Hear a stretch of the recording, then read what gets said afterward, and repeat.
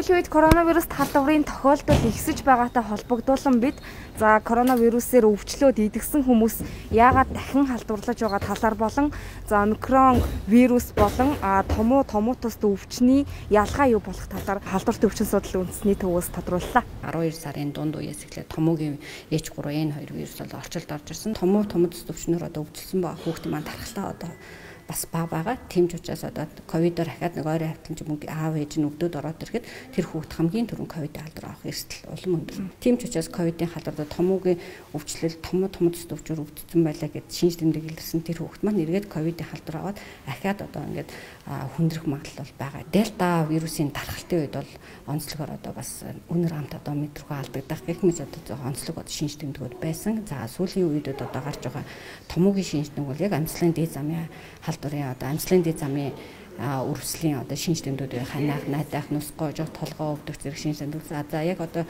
энэ одоо гарч байгаа олон улсын судалгаан дээрч байгаа омикроны хувьд ч гэсэн яг одоо энэ шинж тэмдэг. Тэгэхээр бид нар бол эмнэлзүүн шинж тэмдгээр ялах онцлог одоо бас нөхцөл боломж бол байхгүй. Коронавируст халдварын одоо хувилбарууд гэж ярьж байгаа тийм дельта, альфа гэдэг одоо бид нар хувилбарууд ярьж байна. Тэгэхээр тэр хувилбаруудаар дахин тавтагдах боломжтой. Одоо би альфагаар өвдсөн байлаа гэхэд тухайн альфаныхаа эсрэг дархлаа тогтоож болохоос дельта гэдэг мутацид орж байгаа вирусээр тэр хувилбараар одоо бид нар өвдөх боломжтой гэсэн. Маска зүү, гараа угаа, хүн хоорондын зай барь, заавал шаардлагагүй бол олон нийтийн газаргүй яваа гэдэг. Энэ бол хамгийн үр дүнтэй бөгөөд энгийн аргууд. Төрийн эрүүл мэндийн төвөөр үйлчлүүлж байгаа нийт хүүхдүүдийн дийлэх нь бол 0-5 насны хүүхдүүд одоо голчилж байна.